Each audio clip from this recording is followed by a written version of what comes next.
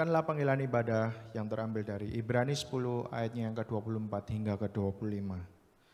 Dan marilah kita saling memperhatikan supaya kita saling mendorong dalam kasih dan dalam pekerjaan baik. Janganlah kita menjauhkan diri dari pertemuan-pertemuan ibadah kita, seperti dibiasakan oleh beberapa orang. Tetapi marilah kita saling menasihati dan semakin giat melakukannya menjelang hari Tuhan yang mendekat. Sebelum memasuki ibadah pada pagi hari ini, mari kita siapkan hati dan pikiran, kita ambil saat teduh sejenak di hadapan Tuhan.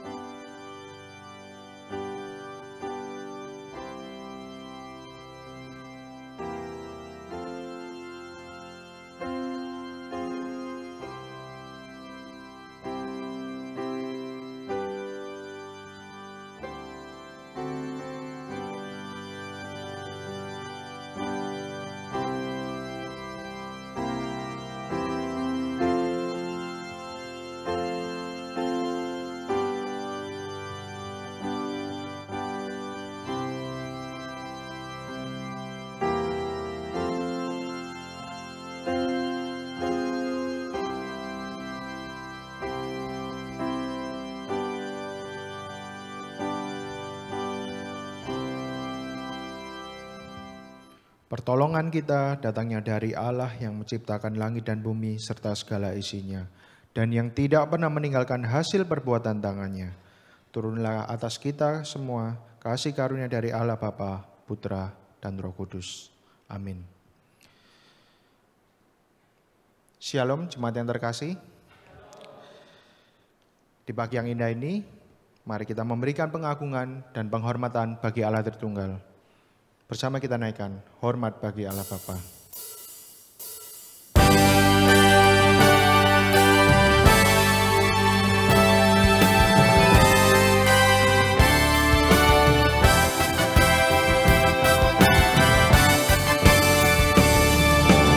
Hormat bagi Allah Bapa, hormat bagi anaknya.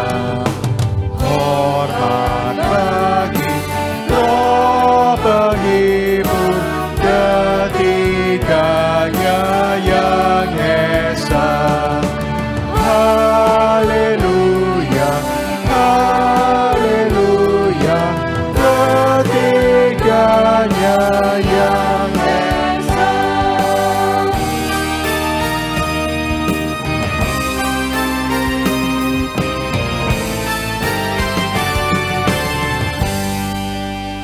Mari sama-sama kita berdoa.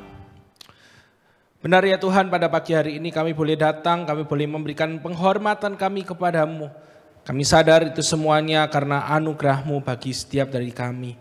Kami bersyukur karena Engkau Allah yang mulia, Engkau mau datang menjadi manusia, tinggal di antara setiap dari kami, sehingga pada akhirnya setiap dari kami boleh memiliki relasi yang dipulihkan bersama dengan Allah. Kami bersyukur untuk undangan-Mu pada pagi hari ini ketika kami boleh datang beribadah.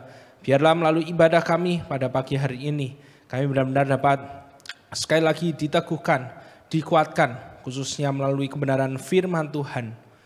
Biarlah pada akhirnya nama-Mu saja yang dimuliakan. Hanya dalam nama Tuhan Yesus kami telah berdoa. Amin. Jemaat dipersilakan duduk.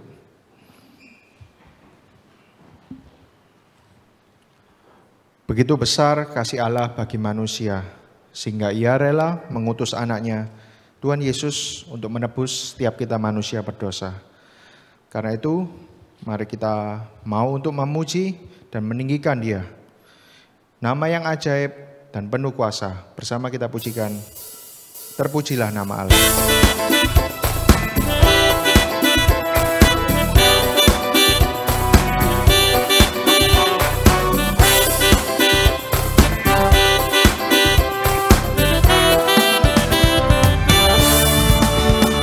Terpujilah nama Allah di tempat yang tinggi, yang utus Yesus ke dunia menebus manusia.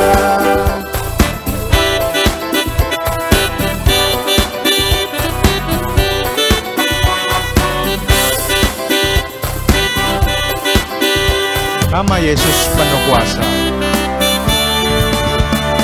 Nama Yesus penuh kuasa atas segalanya.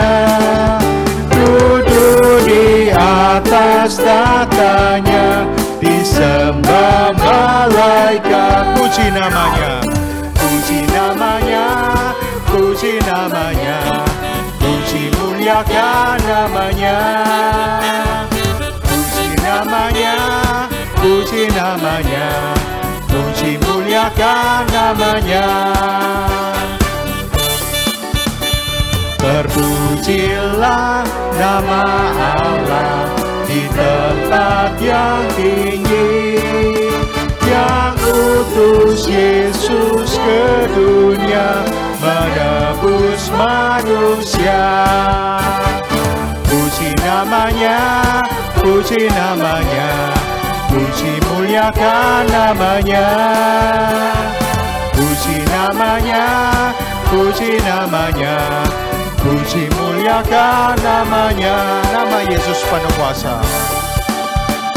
Nama Yesus penuh kuasa atas segalanya. Duduk di atas tatanya, disembah malaikat. Puji namanya, puji namanya, puji muliakan namanya. Puji namanya, puji namanya, puji muliakan namanya. Puji namanya, puji namanya, puji muliakan namanya. Puji namanya, puji namanya, puji muliakan namanya. Puji namanya, puji namanya, puji namanya, puji muliakan namanya. Puji namanya, puji namanya, puji muliakan namanya. Puji muliakan namanya, puji muliakan namanya. Puji muliakan namanya.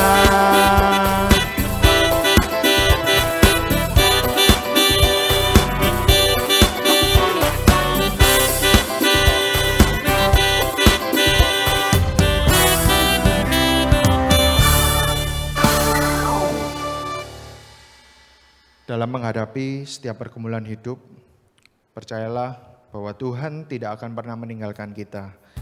Kasih yang sempurna dan damai yang kekal telah dicurahkan bagi kita. Hanya Dia satu-satunya sumber kekuatan dan pertolongan kita. Tetaplah berharap kepadanya. Bersama kita naikkan pujian. Karena Dia Kristus dalamku.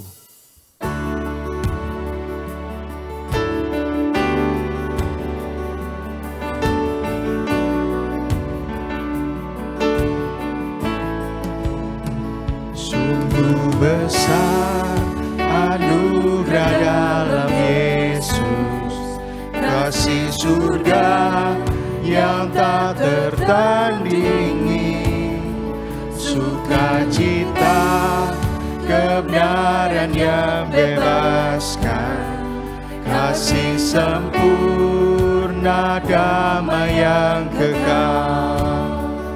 Harapanku hanyalah pada Yesus, hidupku berpaut padanya.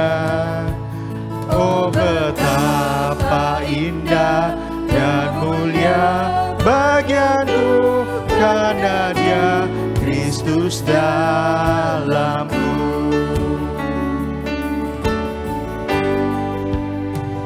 Dalam gelap ku tak pernah sendiri, di pihakku Sang Penyelamat serta dalam kekuranganku sukacita, sebab kuasa-Nya sempurna dalamku.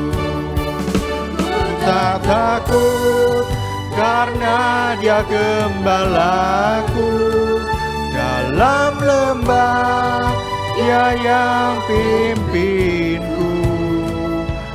Oh, maut dan sengsara telah dikalahkan karena Dia Kristus dalamku.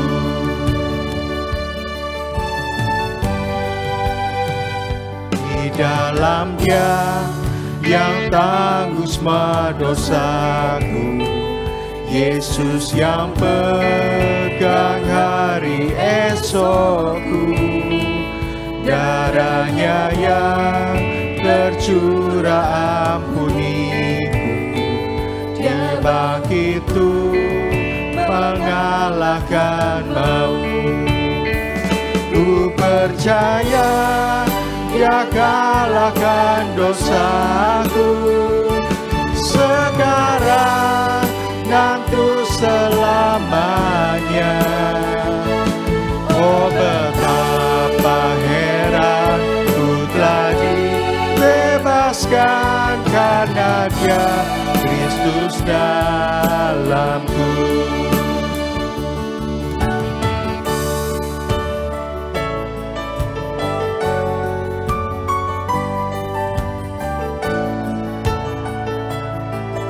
Setiap nafasku, ku mau serta Yesus. Setiap nafasku, ku mau serta Yesus.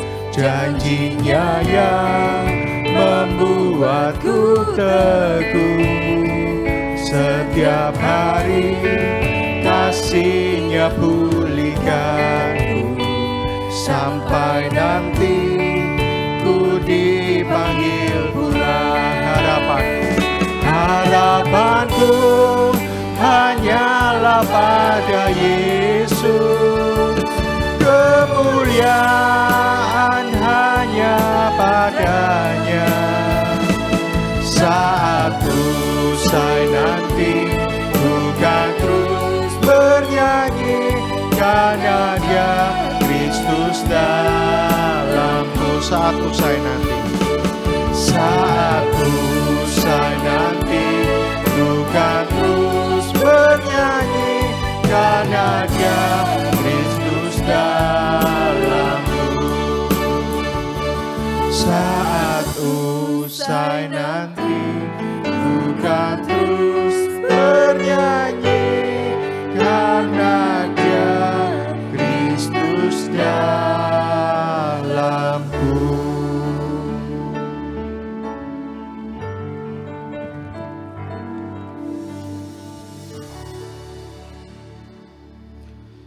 Sebagaimana Tuhan Yesus berbelas kasih kepada manusia berdosa, biarlah kita pun mau meneladani Dia untuk mau mengasihi sesama dan memiliki hati dan kerinduan untuk dapat memberi dengan ikhlas dan sukacita, sehingga kita bisa menjadi berkat bagi sesama. Bersama kita siapkan hati, kita mau mendengar firman Tuhan, kita pujikan Berikan Ku Hati.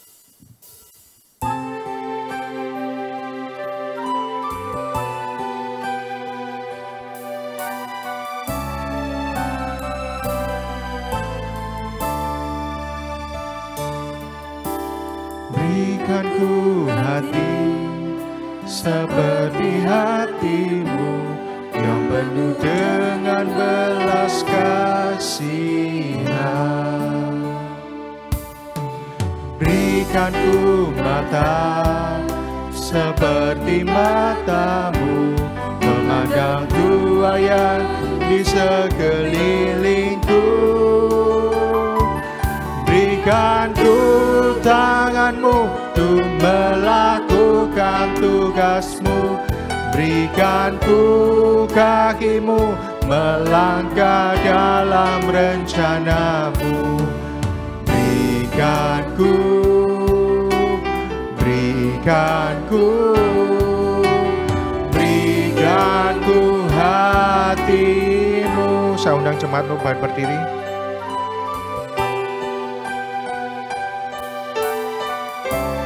ulangi pujian ini dari awal. Berikan ku hati. Berikan ku hati seperti hatimu yang penuh dengan belas kasihan. Berikan ku mata seperti matamu, memandang tuayan di sekelilingku. Berikan ku tanganmu untuk melakukan tugasmu. Berikan ku kakimu melangkah dalam rencanamu. Berikan ku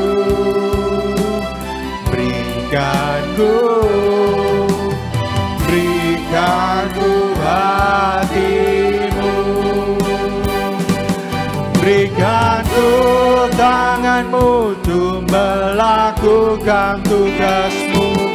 Berikan ku kakimu melangkah dalam rencanamu.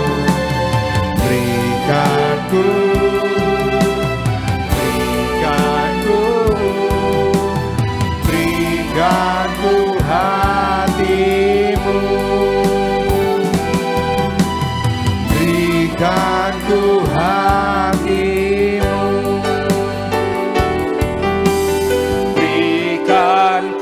hatimu.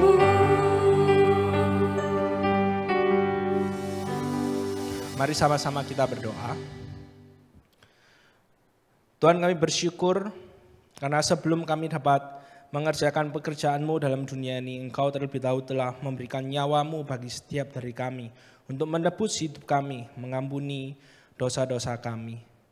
Kami bersyukur kalau pada pagi hari ini Engkau memberikan kami kesempatan untuk boleh mendengarkan sekali lagi kebenaran firman-Mu. Berbicaralah kepada setiap dari kami karena kami siap untuk mendengarkan. Hanya dalam nama Tuhan Yesus kami berdoa. Amin. Jemaat sekalian dipersilakan untuk duduk. Shalom, selamat pagi semuanya. Ya, kita bersyukur untuk pemeliharaan Tuhan dalam hidup setiap dari kita. Kita bersyukur kalau kita boleh berada di minggu yang kelima. Besok itu adalah hari terakhir di bulan September dan tidak terasa kita akan masuki bulan Oktober sebentar lagi. Saya yakin dan percaya ada banyak sekali pemeliharaan Tuhan dalam hidup setiap dari kita, kebaikan Tuhan yang kita rasakan tentunya ya dari hari ke hari, dari awal tahun, di bulan Januari sampai sekarang. Saya yakin dan percaya kalau kita masih boleh buka mata hari ini, kalau kita masih boleh menghirup nafas, kita masih bisa berjalan, kita masih bisa datang beribadah pada pagi hari ini, melakukan segala macam aktivitas rencana kita hari ini, itu semua karena kebaikan Tuhan dalam hidup setiap dari kita. Pada pagi hari ini saya mengajak setiap dari kita untuk membuka Alkitab kita dari 2 Korintus pasal yang ke-9, ayat yang pertama sampai 15. 2 Korintus pasal yang ke-9, ayat yang pertama sampai 15. Tema khotbah kita hari ini adalah memberi dan menjadi berkat. Kalau kita semua sudah menemukannya, saya mengajak kita bacakan secara bergantian. Saudara ayat yang pertama, saya ayat yang kedua, begitu seterusnya sampai ayatnya yang ke-15. Tentang pelayanan kepada orang-orang kudus, tidak perlu lagi aku menuliskannya kepada kamu. Ayat yang kedua, aku telah tahu kerelaan hatimu tentang mana aku megahkan kamu kepada orang-orang Makedonia. Kataku, Akaya sudah siap sejak tahun yang lamanya, dan kegiatanmu telah menjadi perangsang bagi banyak orang. Aku mengutus saudara-saudara itu agar kemegahan kami dalam hal ini atas kamu jangan ternyata menjadi sia-sia, tapi supaya kamu benar-benar siap sedia seperti yang telah kukatakan. Apabila orang-orang Makedonia datang bersama-sama dengan aku, jangan mereka mendapati kami belum siap sedia, sehingga kami untuk tidak mengatakan kamu merasa malu atas keyakinan kami itu. Sebab itu aku merasa perlu mendorong saudara-saudara itu untuk berangkat mendahului aku, supaya mereka lebih dahulu mengurus pemberian yang telah kamu janjikan sebelumnya, agar nanti tersedia sebagai bukti kemurahan hati kamu dan bukan sebagai pemberian yang dipaksakan. Karena ini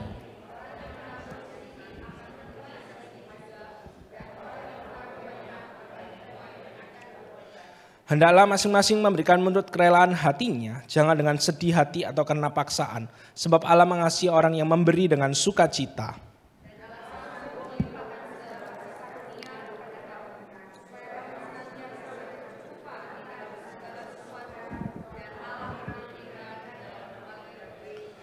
Seperti ada tertulis, ia membagi-bagikan, ia memberikan kepada orang miskin, kebenarannya tetap untuk selamanya.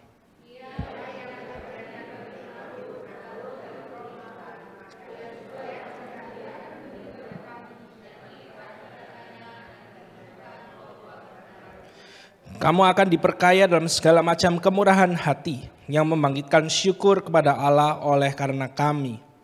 Sebab pelayanan kasih yang berisi pemberian ini bukan hanya mencukupkan keperluan-keperluan orang-orang kudus, tapi juga melimpahkan ucapan syukur kepada Allah.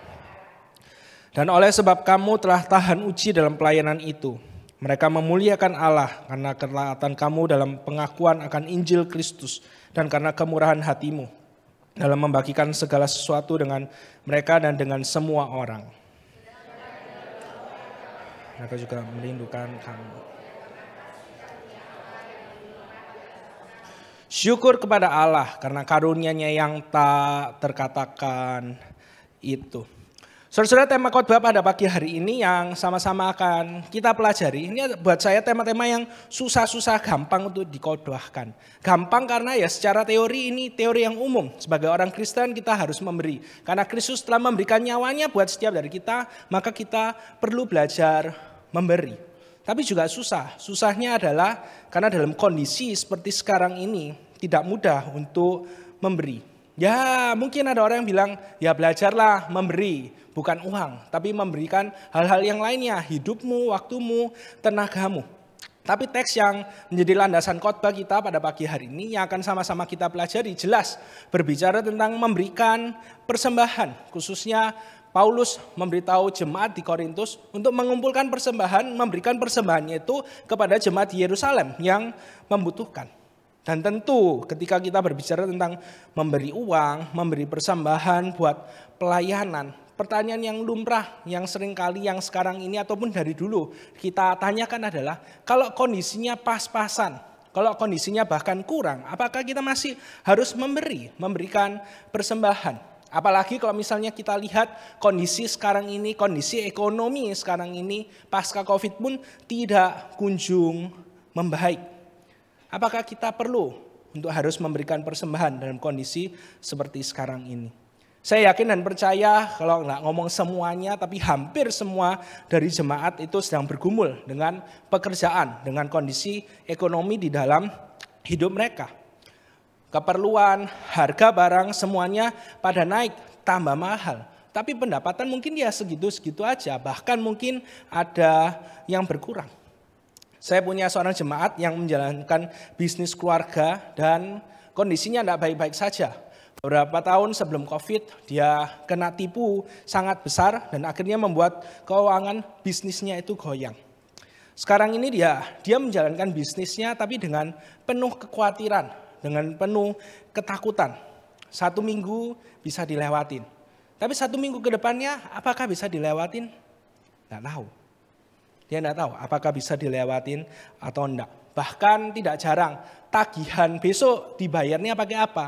Nggak tahu cara membayarnya bagaimana, karena memang uangnya nggak ada.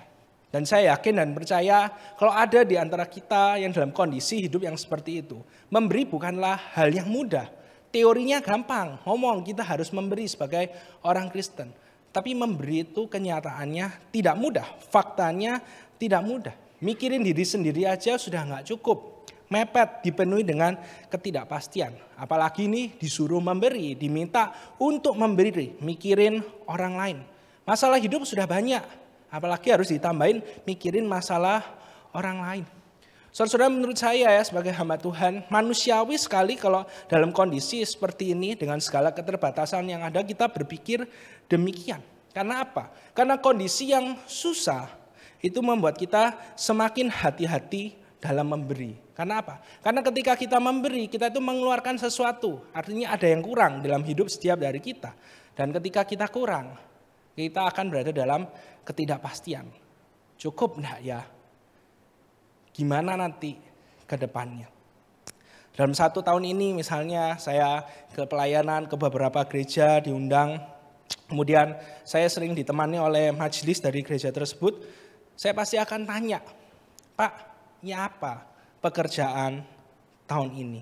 Ya rata-rata jawabannya, ya wes gitulah Pak, wes dijalani lah, masih bisa hidup, wes yang penting cukup seperti sekarang ini. Bahkan ada yang bilang, susah Pak, tahun ini pun lebih buruk daripada tahun 2023. Apalagi kena perang Rusia, Ukraina, dan sekarang ditambah lagi di Timur Tengah. Wah, dunia semakin dipenuhi dengan ketidakpastian dan hal tersebut berimbas ke kondisi ekonomi dunia, termasuk di Indonesia. Permasalahan ekonomi juga menjadi salah satu permasalahan utama. Apalagi kita tahu akhir-akhir ini Indonesia bukan cuma masalah ekonomi, masalah politik. Dan tentu masalah politik yang tidak baik-baik aja ini juga mempengaruhi kondisi ekonomi di Indonesia. Dan saya yakin dan percaya kita sebagai rakyat Indonesia kita juga merasakan hal tersebut. Kita kena dampaknya. Ada banyak toko yang harus tutup, ada banyak toko yang sepi. Beberapa waktu yang lalu ketika Pak Sulaiman di wisuda, saya pergi ke Malang, saya melihat ternyata wah, dulu toko-toko yang waktu saya kuliah di saat masih buka bahkan rame gitu ya. Ternyata sudah banyak yang tutup, sudah diganti sama jualan yang lainnya atau bahkan ya sudah kosong gitu aja. Sudah ada lagi yang berjualan di sana. Di kota-kota yang lainnya mungkin rame jualannya itu, tapi ternyata di Malang tidak begitu rame sehingga harus tutup. Dan ini adalah realita kehidupan kita. Memberi persembahan kita tahu harus dilakukan dengan sukacita. Tapi ketika kita melihat kondisi hidup kita saat ini, juga bukanlah hal yang mudah untuk kita lakukan. Kemarin minggu habis rapat majelis, saya pulang dengan salah satu majelis, kemudian saya tanya, Pak, ya apa kerjaan bulan ini? Kemudian majelisnya itu jawab, ya bulan September ini emang lagi menurun lah. Pendapatannya, jualannya juga lebih sepi. Dan ini yang terjadi dalam hidup setiap dari kita. Dan dalam kondisi yang seperti ini, pagi hari ini saya mengajak setiap dari kita untuk memikirkan satu buah pertanyaan. Pertanyaannya adalah bagaimana sikap yang Allah inginkan ketika kita memberi di dalam hidup ini. Bukan hanya dalam kondisi yang melimpah, tapi ketika berada dalam kondisi yang pas-pasan, bahkan dalam kekurangan. Bagaimana sikapnya kita?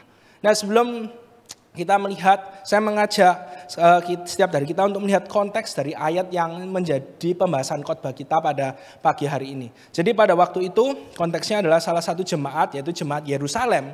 Itu mereka dalam kondisi yang kekurangan. Mereka kekurangan, mereka miskin, dan mereka membutuhkan bantuan, membutuhkan pertolongan. Kemudian Paulus kirim surat kepada jemaat Korintus dan ngomong, kalian bantu jemaat yang ada di Yerusalem. Nah, for your information, jemaat Korintus itu adalah jemaat yang kaya. Jemaat yang secara finansial itu sangat kuat. Dan kalau misalnya kita mundur sedikit ke pasal yang ke-8, yang sudah dibahas juga beberapa bulan yang lalu. Di sana Paulus juga mengingatkan agar jemaat Korintus itu segera memberikan bantuan persembahan kepada jemaat di Yerusalem. Kalau kita mundur lagi ke 1 Korintus pasal yang ke-16 ayat pertama sampai ayat yang ke-4. Di situ Paulus juga ngomong, ayo jemaat Korintus, kamu itu berlebih. Ayo bantu, berikan persembahan untuk membantu jemaat yang ada di Yerusalem. Jadi di sini kita melihat di 2 surat, 1 Korintus dan 2 Korintus, Paulus itu sudah 3 kali mengingatkan agar apa? Agar jemaat Korintus itu ayo kumpulin persembahan, kemudian persembahannya itu berikan kepada jemaat di Yerusalem. Tapi ternyata kita lihat hal tersebut tidak dilakukan oleh jemaat di Korintus. Mereka menunda-nunda memberikan persembahan tersebut. Makanya Paulus terus-menerus mengingatkan mereka agar apa? Agar persembahan tersebut tidak menjadi sebuah rencana, tapi menjadi sebuah aksi nyata. Ketika saya melihat hal ini, saya mempersiapkan khotbah ini, saya tanya, kenapa ya? Kok jemaat Korintus ini tuh menunda-nunda dan tidak segera melakukan rencana tersebut? Alasannya itu apa? Coba saudara-saudara pikir ya. Finansialnya kuat, bahkan berlebih. suruh bantu, tapi kok enggak nolong-nolong? Kenapa kok ditunda-tunda? Kenapa kok jemaat Korintus tidak langsung melakukan rencana tersebut? Mungkin kalau lemah secara finansial enggak kuat, mungkin kita masih lebih bisa maklum. Ya, pas-pasan nih, mikirin gerejanya sendiri aja mungkin sudah ngos-ngosan. Tapi enggak, jemaat Korintus ini tuh kondisi keuangannya sangat kuat sekali. Bahkan kalau misalnya jemaat Korintus tuh kondisinya lemah, kondisi keuangan yang lemah juga bukan alasan. Karena apa? Karena di pasalnya yang ke-8, Paulus sudah menyebutkan jemaat Makedonia. Kasih contoh, jemaat Makedonia ini tuh jemaat yang kekurangan. Hidup di dalam penganiayaan, serba tidak pasti. Tapi mereka mengumpulkan persembahan sesuai dengan kemampuan mereka untuk membantu jemaat di Yerusalem. Jadi di sini kita melihat bagaimana kondisi yang kurang itu bukanlah alasan untuk tidak memberikan persembahan. Karena apa? Karena memberi ini merupakan ekspresi dari kondisi hati kita yang sebenarnya. Memberi itu adalah ekspresi dari kondisi hati kita. Dan yang jauh lebih penting, memberi itu adalah ekspresi yang jelas dari kualitas relasi kita dengan Tuhan. Sikap kita dalam memberi ini menunjukkan seberapa jauh kita menghidupi karya penebusan Yesus Kristus dalam hidup setiap dari kita. Saudara-saudara, biasanya kita ini tuh rela untuk memberi. Kalau ya mungkin jumlahnya enggak terlalu banyak lah. Apalagi kalau kita kasih, kemudian kita tahu ada benefitnya buat kita, menguntungkan kita pasti rela untuk memberi. Kita ini tuh rela memberi, bahkan senang-senang aja memberi. Kalau apa sih? Kalau harga yang dibayar, pengorbanannya enggak terlalu besar. Kita memberi kalau hal tersebut tidak terlalu membuat kita terancam. Tidak membuat kita terancam kekurangan. Kita pasti kasih-kasih aja. Padahal kalau misalnya kita lihat apa yang sudah Yesus lakukan bagi kita. Kita melihat Yesus itu rela kehilangan segalanya. Bahkan kehilangan nyawanya. Untuk menebus kita, manusia berdosa, dari perbudakan dosa. Pertanyaannya kembali, apa sih yang membuat jemaat di Korintus ini tuh menunda-nunda memberikan persembahan kepada jemaat Yerusalem? Nah, kalau misalnya kita lihat konteks dari argumen Paulus di ayat 6 sampai ayat yang ke-11, maka kita bisa melihat alasannya karena jemaat Korintus ini tuh takut kalau kasih mereka akan kekurangan. Dari mana saya tahunya? Karena kalau misalnya lihat argumennya Paulus di ayat yang ke-8 misalnya. Paulus berkata, ketika memberi maka kamu tidak akan kekurangan. Paulus itu ingetin jemaat Korintus, kalau kamu kasih kamu tidak akan kekurangan. Kamu akan berkecukupan, bahkan berkelebihan dalam berbagai kebajikan. Di ayat yang ke-10, Paulus menekankan di mana Allah pasti akan menyediakan benih yang akan dilipat gandakan dan mereka tidak akan berkekurangan. Nanti kita akan lebih jauh melihat argumen Paulus, kenapa kok kita harus memberi. Tapi saya mengajak kita untuk memikirkan satu buah pertanyaan. Jemaat Korintus, kenapa kok menunda-nunda? Kita tahu, ternyata takut kekurangan. Tapi pertanyaan yang berikutnya yang menarik adalah, why? Kenapa kok mereka ini tuh takut kekurangan? Biasanya kan kita lihat, kondisinya oke ya, pasti bisalah, kayak gitu, enggak akan kekurangan. Begitu juga dengan jemaat Korintus. Kenapa kok mereka takut kekurangan? Karena kan mereka itu adalah jemaat yang kuat secara finansial. Mereka bukan hanya berkecukupan, tapi mereka itu berlebih. Tapi kok bisa mereka itu takut kekurangan?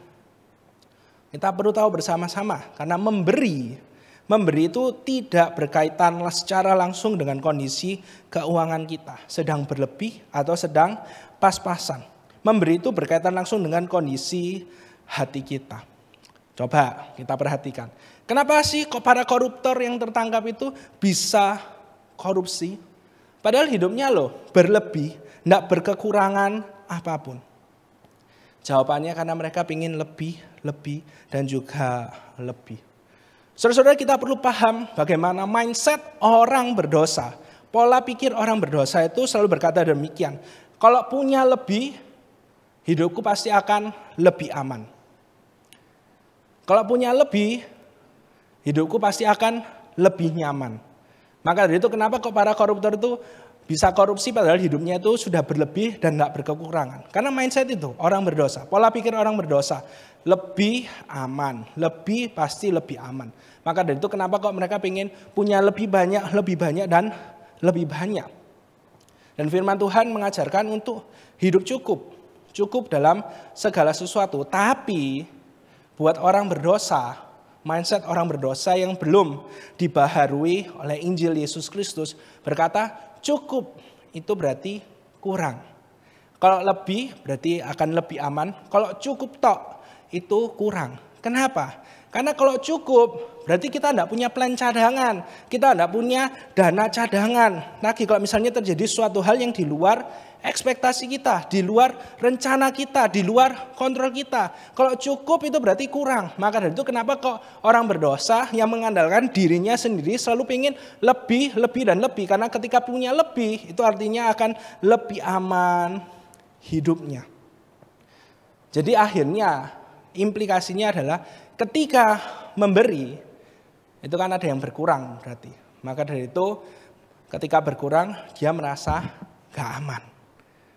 Mungkin kita tidak secara langsung memikirkan hal tersebut. Tapi pola ini yang terus terjadi di dalam hidup setiap dari kita. Ketika kita, kenapa kok susah memberi? Ya nanti kalau kasih kurang. Kalau kurang nanti tidak cukup gimana? Berarti kan hidupku tidak aman. Jadi itu pola pikir yang terus terjadi di dalam kehidupan manusia yang berdosa.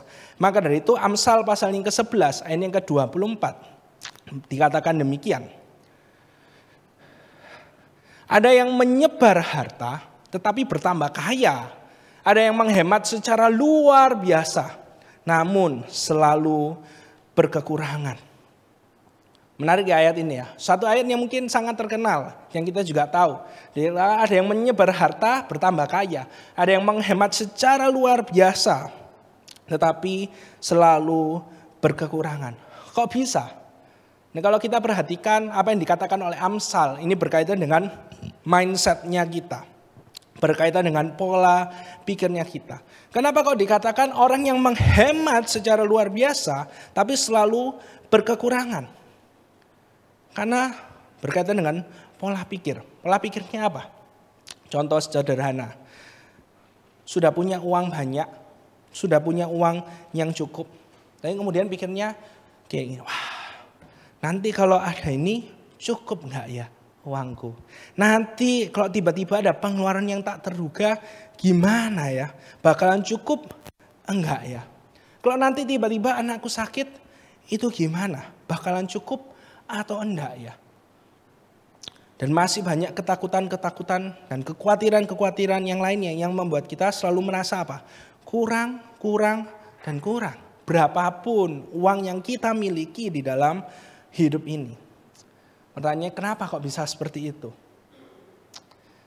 Banyak orang, bahkan orang Kristen, dalam kondisi yang seperti itu. Karena mereka menaruh rasa aman hidup mereka pada seberapa banyak uang yang mereka miliki. Kita seringkali menaruh rasa aman kita pada uang. Karena apa? Uang yang kelihatan. Bahkan dunia mengajarkan bahwa ada uang semua beres. Ada uang apapun yang diinginkan pasti dapat dilakukan dan pasti ada jalannya. Saudara-saudara, saya tidak berbicara bahwa ya sudah wes nggak usah kerja, nggak usah dapat gaji. Kita perlu untuk memiliki uang. Kita memang butuh uang di dalam hidup ini. Tapi kita perlu sadar bagaimana uang itu sifatnya adalah sementara. Semua hal yang bersifat materi itu sifatnya cuma sementara aja. Dan ketika kita menaruh rasa aman hidup kita pada apa yang sementara, maka rasa amannya kita itu juga akan sementara aja. Kalau uangnya ada, kita akan merasa aman. Tapi ketika uangnya itu tidak ada, kita akan khawatir, kita akan merasa nggak aman. Maka dari itu, uangnya banyak, bisa saja tetap dikuasai oleh ketakutan dan kekhawatiran. Karena apa? Karena kepikiran, ini uangku bakalan cukup enggak ya, kalau tak pakai nanti kurang gimana ya, hidupku bakalan tetap aman atau enggak ya. Saudara pernah tahu orang yang kaya Tapi pelitnya itu dan kikirnya itu minta ampun.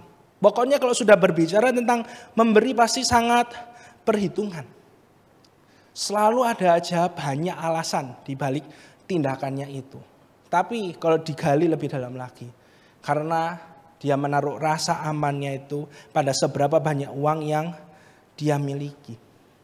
Sebagai anak Tuhan kita perlu sadar, ya kita butuh uang dalam hidup ini. Tapi uang itu sementara. Maka dari itu tidak akan pernah bisa memberikan rasa aman yang sejati. Yang dapat memberikan rasa aman yang sejati hanyalah kasih Kristus.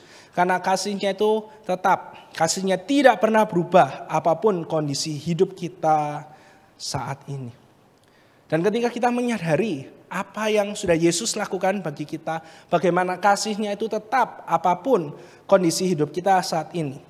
Ada dua hal yang perlu menjadi sikap kita ketika kita memberi. Yang pertama, kita perlu memberi dengan rela hati. 2 Korintus 9 ayat 6-7 dikatakan demikian. Camkanlah ini, orang yang menabur sedikit akan menuai sedikit juga. Dan orang yang menabur banyak akan menuai banyak juga. Hendaklah masing-masing memberikan menurut kerelaan hatinya. Jangan dengan sedih hati atau karena paksaan. Sebab Allah mengasihi orang yang memberi dengan sukacita. Saudara-saudara, kalau misalnya kita baca ayat yang ke-6, maka seakan-akan apa yang dikatakan ini seperti suatu hal yang sangat menyenangkan gitu ya. Kalau kita kasih banyak, kita akan dapat banyak. Kalau kita kasih sedikit, kita akan dapat sedikit juga. Tapi pada pagi hari ini saya ingin kasih 3 alasan. Kenapa kok pengertian seperti ini itu menyesatkan. Dan kalau kita mengerti kehidupan kita, relasi kita dengan Tuhan dengan prinsip ini, kita pasti akan banyak dikecewakan. Alasan yang pertama, karena kita tahu realitanya tidak seperti itu. Banyak orang sudah kasih, tapi kemudian ditipu besar-besaran, sehingga akhirnya menjadi sangat miskin. Banyak orang yang pelit, banyak orang yang tidak kasih, tidak memberi. Tapi hidupnya enak-enak aja, hidupnya bisa liburan kemana-mana. Jadi fakta dalam hidup ini secara natur kita tahu kalau pengertian ayat ini kalau diartikan bahwa kalau kamu kasih banyak Tuhan pasti akan memberkatimu, kalau kamu kasih sedikit ya udah Tuhan tidak akan kasih banyak. Itu tidak sesuai dengan realita yang sebenarnya. Kemudian alasan yang kedua, kenapa kok pengertian ini salah? Karena relasi kita dengan Tuhan itu bukan relasi yang transaksional, tapi relasi yang didasarkan oleh anugerah Allah. Kita sering hidup di dalam dunia ini dengan prinsip relasi yang transaksional. Kamu punya apa? Kalau kamu mau, usaha. Jadi sehingga akhirnya ketika kita mendapatkan suatu hal yang kita inginkan, kita merasa, oh ini karena kerja kerasku, karena aku mampu, jadi aku bisa mendapatkan hal ini. Seringkali kita hidup di dalam dunia yang sudah jatuh dalam dosa dan relasinya itu prinsipnya transaksional. Kamu punya apa? Ya itu tak kasih. Kalau kamu tidak punya ya sudah, jangan harap. Tapi kita perlu sadar bahwa relasi kita dengan Tuhan itu bukan didasarkan usahanya kita, kerja kerasnya kita. Tapi bagaimana anugerah Allah. Allah yang bekerja keras untuk meraih setiap dari kita, untuk merengkuh setiap dari kita. Dan kalau misalnya relasi kita dengan Tuhan itu didasarkan pada relasi yang transaksional, maka kita akan celaka. Karena Tuhan tinggal bilang, emang ada pemberiannya kalian itu yang lebih besar daripada pengorbanan dari Yesus Kristus di atas kayu salib. Kalau didasarkan pada relasi yang transaksional, maka kita tidak akan pernah bisa mengharapkan berkat dari Tuhan. Karena pemberiannya kita itu akan selalu kurang, tidak akan bisa dibandingkan dengan nyawa yang sudah Yesus kasihkan bagi setiap dari kita. Maka dari itu kita bersyukur kalau relasi kita dengan Tuhan itu didasarkan oleh anugerah Tuhan. Bahkan sebelum kita bisa kasih apa-apa buat Tuhan, Tuhan sudah kasih nyawanya bagi setiap dari kita. Kita terbiasa dalam hidup setiap dari kita, kalau kita pingin, kita mau. Kalau kita kasih, ya harus balik lah, harus cuan lah. Sehingga akhirnya kita berharap kalau bisa enggak usah rugi-rugi amat. Tapi kita melihat bersama-sama bagaimana karena kasih-Nya Tuhan Yesus ini tuh mau menjadi rugi dengan menjadi manusia yang terbatas untuk menyelamatkan kita, manusia berdosa. Sehingga kita bisa menjadi anak-anak Allah. Saudara-saudara, di atas kayu salib itu kita melihat Kristus yang rugi.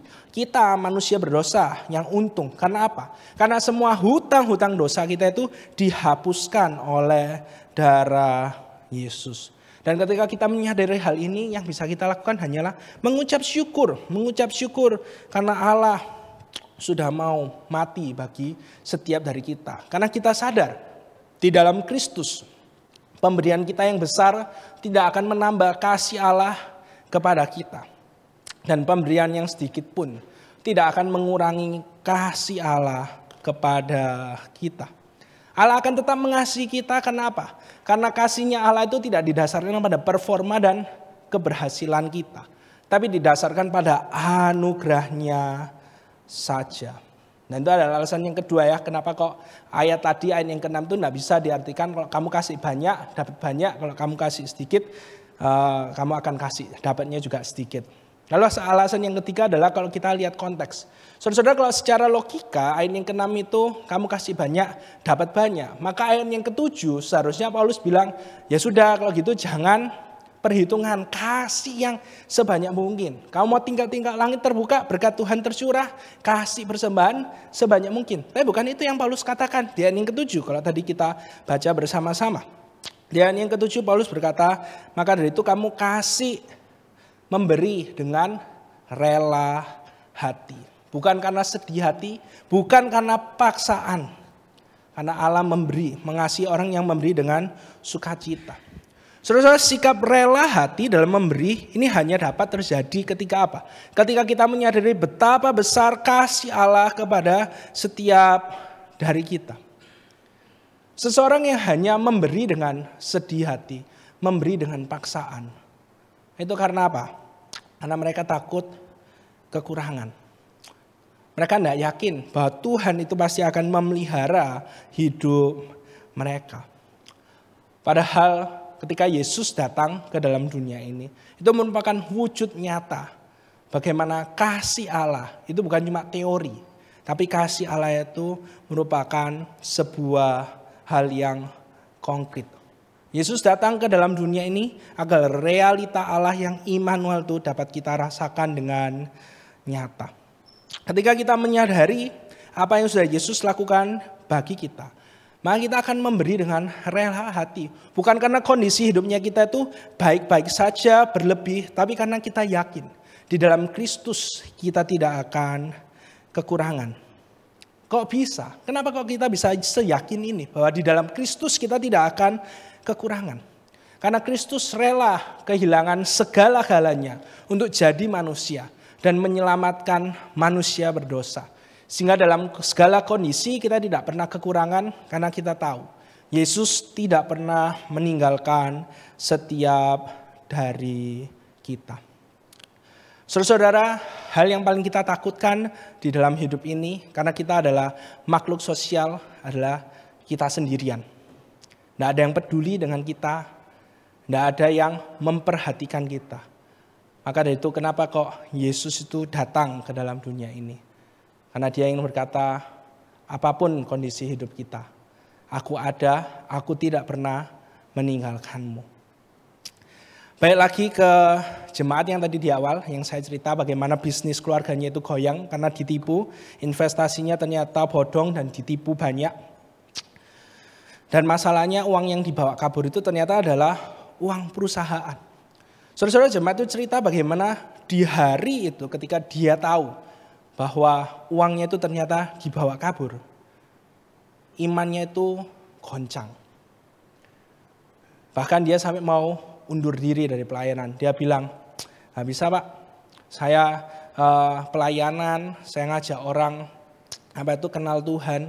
Tapi saya sendiri aja sekarang dalam kondisi masalah kayak gini, saya gak percaya sama Tuhan. Saya gak yakin sama Tuhan, iman saya goncang. Bahkan dia bilang bahwa, saya tanya, sempat gak Pak pikir untuk bunuh diri? Ya sempat, rajin pelayanan, ya tetap aja bisa berpikir untuk bunuh diri. Karena merasa hidupnya itu hopeless, dia sudah tak tahu lagi apakah masih ada harapan. Karena yang dia pikirkan cuma, wah wis ini habis ini bangkrut ini. Perusahaannya ini pasti akan bangkrut. Tuh. Bahkan dia hitung, gak cukup ini, uangnya pasti tidak akan cukup. Karena uang yang dipakai itu sebagian besar dari uang perusahaan. Jadi kondisi keuangannya itu sangat tidak sehat setelah dia ditipu itu. Tapi ternyata akhirnya ya bersyukur, dia tetap melayani, dia rajin datang beribadah, dan bahkan tetap kasih persembahan. Bahkan setiap hari Sabtu di gereja di Elion Galaxy itu ada CG remaja. Nah dia ngomong, udah buat konsumsi anak-anak remaja saya yang kasih. Jadi dalam segala kondisi kekurangan, dalam segala keterbatasan dia tetap mau kasih. Belajar untuk memberi. Kemudian di suatu waktu ketika saya lagi keluar bareng sama jemaat itu ngobrol-ngobrol. Kemudian dalam obrolan tersebut saya tanya demikian sama jemaat itu. Pak, Bapak kan dulu kan bilang bahwa ini nggak tahu nih habis ini perusahaannya masih bisa berlanjut lagi atau enggak. Bahkan kan Bapak bilang waktu itu kalau dihitung hitam di atas putih, uangnya ini nggak cukup untuk bayar gaji karyawan. Jadi nggak tahu bayar gaji karyawan pakai uangnya siapa. Kemudian saya lanjutkan, tapi loh Bapak sekarang ada di sini.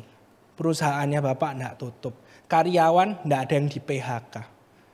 Pernah pikir enggak sih Pak? Kok bisa? Bapak itu tetap masih ada sampai sekarang ini. Dia pikir, iya ya, enggak kepikiran. Saudara-saudara saya yakin itu karena pemeliharaannya Tuhan. Karena Tuhan yang tidak pernah meninggalkan setiap dari kita. Dan dalam kehidupan jemaat tersebut sebesar apapun permasalahannya, selalu aja ada jalan ketika dia butuh. Dia enggak tahu nih besok ini harus bayar tagihannya pakai apa. Sampai malam enggak ada transferan yang masuk. Tidur, besok bangun pagi lihat sudah ada yang transfer. Kemudian dapat chat, kok aku kirim ini ya untuk bayaran tagihan yang lalu. Jadi akhirnya dia bisa bayar tagihan. Kemudian ada lagi, pokoknya ada banyak ceritanya bagaimana di saat butuh, ya di situ Tuhan memberikan pertolongannya. Bahkan kemarin saya baru saja keluar, saya tanya, ya Bapak kebutuhan minggu ini sudah terpenuhi? Ya sampai sekarang sudah terpenuhi lah, masih sudah terbayar semua. Tapi minggu depannya ya nggak tahu dari mana. Saudara-saudara, memberi, nanti kita akan lihat ya, bagaimana itu adalah latihan iman. Memberi itu merupakan bagaimana kita itu belajar, bukan berjalan dengan kekuatannya kita. Tapi kita belajar melangkah dengan iman. Bukan karena kita bodoh, tapi karena kita tahu siapa yang memegang tangan kita. Kita tidak perlu tahu jalan di depan itu akan seperti apa meskipun gelap. Selama kita tahu siapa yang bersama dengan kita. Dan selama Yesus yang bersama dengan kita, semuanya akan baik-baik saja. Dan itu yang dialami oleh jemaat tersebut. Dia menghidupi prinsip keseharian sehari, cukuplah untuk sehari. Dia benar-benar merasakan gimana Yesus yang telah menyelamatkan hidupnya dari kuasa dosa. Yesus yang sama juga yang terus memelihara hidupnya dan keluarganya. Dia mengalami secara nyata bagaimana Yesus itu sebagai gembala yang sejati, yang terus menyertai, yang terus memimpin kehidupannya selalu. Dan hal yang kedua, kita perlu tahu ketika kita memberi, itu adalah latihan iman untuk hidup cukup di hadapan Allah. Di ayat yang ke-8 dikatakan, dan Allah sanggup melimpahkan segala kasih karunia kepada kamu, supaya kamu senantiasa berkecukupan di dalam segala sesuatu, dan malah berkelebihan di dalam berbagai kebajikan. Saya tahu standar cukup masing-masing orang itu bisa berbeda-beda. Tapi inti dari cukup itu sebenarnya, hidup yang cukup itu sebenarnya kembali lagi bukan tentang jumlah, tapi tentang siapa yang memelihara hidup kita. Dalam Filipi 4 ayat 19, Paulus berkata demikian. Allahku akan memenuhi segala keperluanmu menurut kekayaan dan kemuliaannya dalam Kristus Yesus.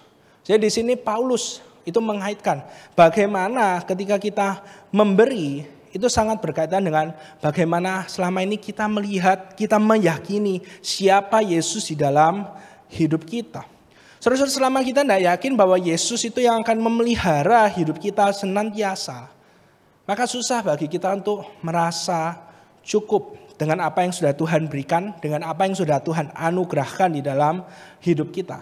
Kita akan selalu merasa kurang, dan kurang. Selama kita hidup bergantung pada seberapa keras usaha kita, kita akan selalu merasa kurang. Kita akan terus berusaha.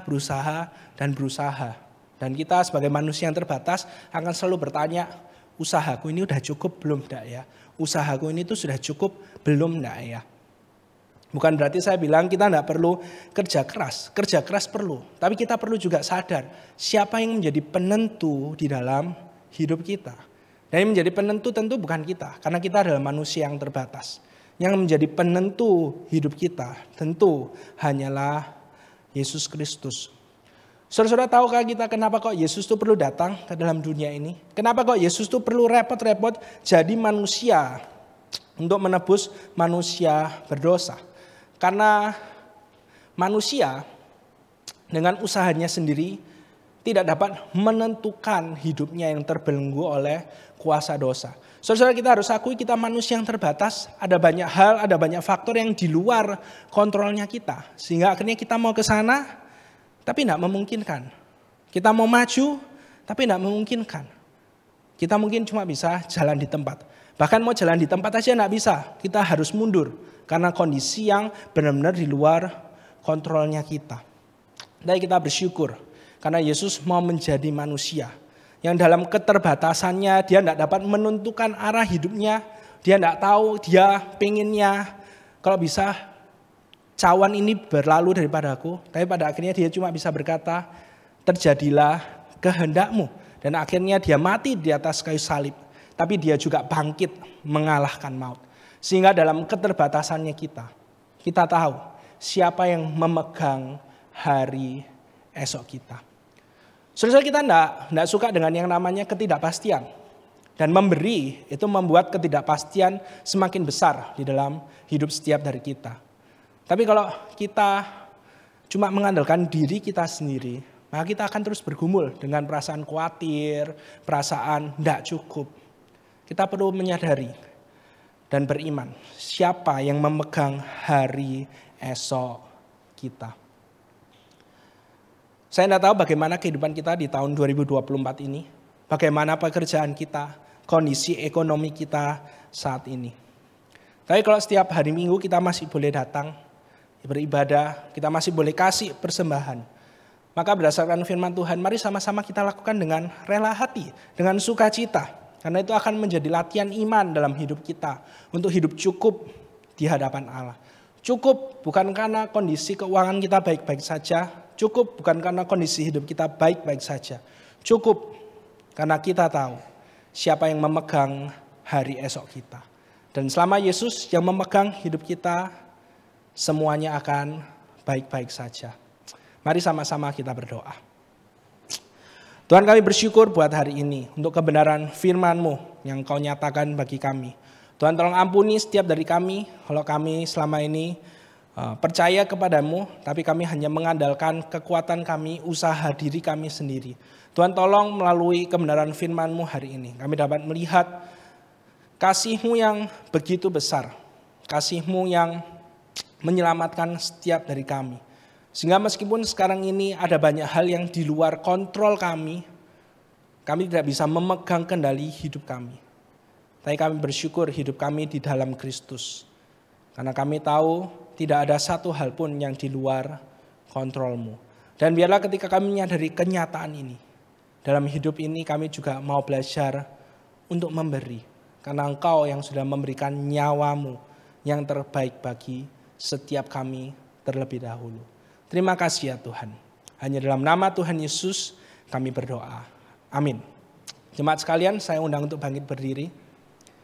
Sebelum kita mengikrarkan pengakuan iman rasuli, mari sama-sama kita menaikkan beberapa pokok doa kita pagi hari ini. Tuhan, pada saat ini kami datang kepadamu, kami menyerahkan khususnya untuk gerejamu Elion Rungkut yang di tempat ini, untuk penginjil Sulaiman dan juga penginjil Nesin yang engkau tempatkan di tempat ini untuk boleh melayani, untuk boleh hidup bersama-sama dengan jemaat tempat ini, untuk boleh bersama-sama berproses, bertumbuh semakin serupa dengan Kristus, menghidupi Injil Yesus Kristus di dalam kehidupan perjalanan kerohanian dari jemaat Elion Rungkut ini. Tuhan yang tolong sertai, Tuhan yang tolong pimpin, dan biarlah jemaat Elion Rungkut benar-benar terus bertumbuh, mengasihi Kristus secara dewasa, baik dalam kehidupan pribadi setiap jemaat maupun dalam kehidupan berjemaat di gerejamu di tempat ini. Dan pada saat ini kami juga mau berdoa menyerahkan untuk bangsa kami, bangsa Indonesia. Dalam masa transisi pemerintahan ada banyak sekali kekhawatiran, ada banyak sekali ketakutan, ada banyak sekali ketidakpastian yang dirasakan pada saat ini. Apakah kondisi di tahun 2025 akan baik-baik saja dan selama 5 tahun ke depan ini kondisinya akan seperti apa? Tuhan, kami menyerahkan semuanya hanya ke dalam tangan-Mu. Biarlah kami sebagai anak-anak-Mu, meskipun kami terbatas, tapi biarlah kami percaya terus menaruh hidup kami di dalam-Mu saja. Karena kami percaya Engkau adalah Allah yang tidak terbatas dan Engkau Allah yang berdaulat atas hidup setiap dari kami. Ini doa-doa kami serahkan hanya ke dalam tangan-Mu saja. Dalam nama Tuhan Yesus kami berdoa. Amin. Dengan segala anggota tubuh Kristus dimanapun mereka berada, mari sama-sama kita mengikrarkan pengakuan iman rasuli. Pengakuan iman rasuli. Aku percaya kepada Allah, Bapa yang Maha Kuasa, Khalik langit dan bumi, dan kepada Yesus Kristus, Anak yang tunggal Tuhan kita, yang dikandung dari Roh Kudus, lahir dari anak darah Maria, yang menderita sengsara di bawah pemerintahan Pontius Pilatus, disalibkan, mati dan kuburkan, turun ke dalam kerajaan maut. Pada hari yang ketiga, bangkit pula dari antara orang mati, naik ke surga, duduk di sebelah kanan Allah, Bapa yang Maha Kuasa, dan dari sana Ia akan datang untuk menghakimi orang yang hidup dan yang mati. Aku percaya kepada Roh Kudus, gereja yang kudus dan am, persekutuan orang kudus, pengampunan dosa, kebangkitan tubuh, dan hidup yang kekal. Amin. Jemaat sekalian dipersilakan untuk duduk.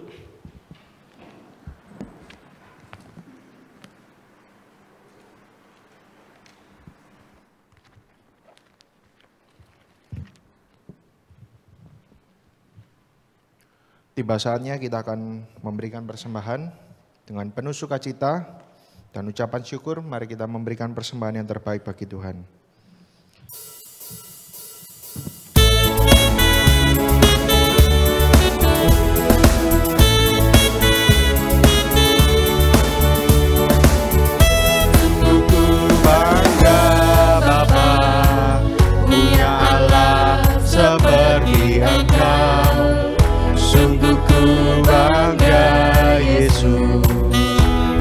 Segala pengorbananmu, tak ingin aku hidup lepas dari kasih-Mu.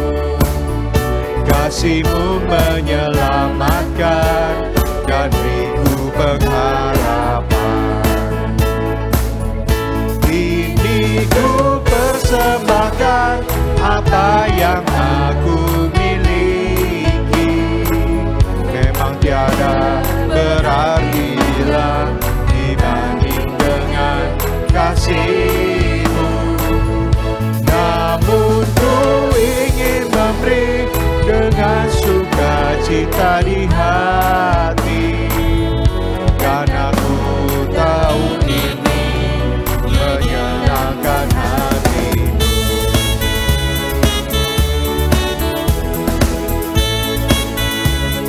Sungguh ku bangga Bapa, sungguh ku bangga Bapa, punya Allah seperti Engkau.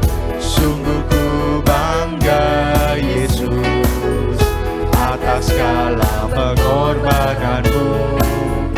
Tak ingin aku hidup lepas dari kasih-Mu. Kasih-Mu menyelamatkan dan beriku pengharapan. persembahkan apa yang aku miliki.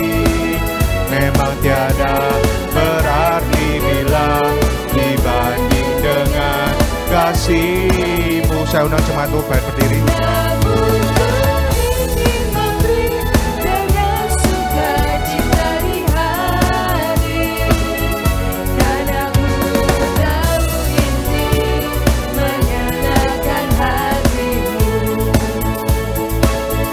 Kini ku persembahkan apa yang aku miliki. Memang tiada berarti bila dibanding dengan kasih-Mu. Namun ku ingin memberi dengan sukacita di hati, karena ku tahu ini menyenangkan hati-Mu. Dan aku tahu ini menyenangkan hati-Mu. Dan aku tahu ini menyenangkan hati-Mu.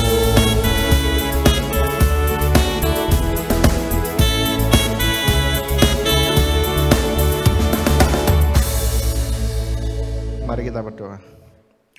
Bapa di surga, terima kasih ya Tuhan, selama seminggu ini kembali kami dapat berkumpul untuk beribadah dan kami telah mendengarkan firman-Mu ya Tuhan. Kami telah memberikan persembahan kami ya Tuhan, kiranya Kau mau melayakkannya.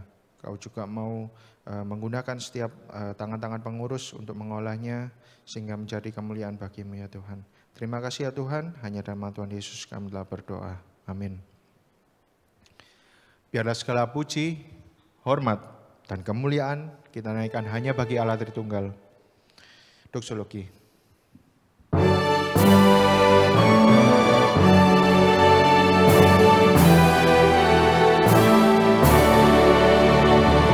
Puji Allah, sumber berkat, puji Dia semua ciptaannya, puji Dia para malaikat, Bapa, Putra, dan Roh Kudus.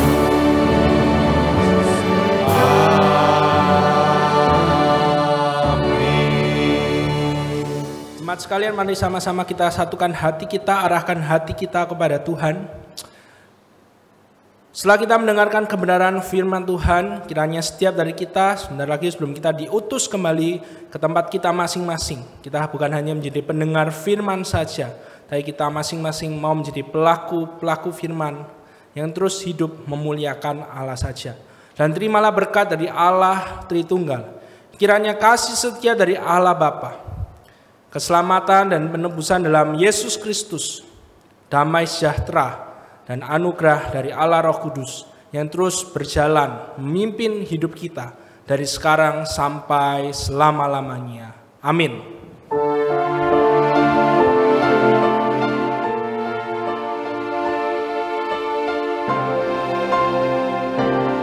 Tuhan melindungi kau, Tuhan memberkati kau, kiranya wajah-Nya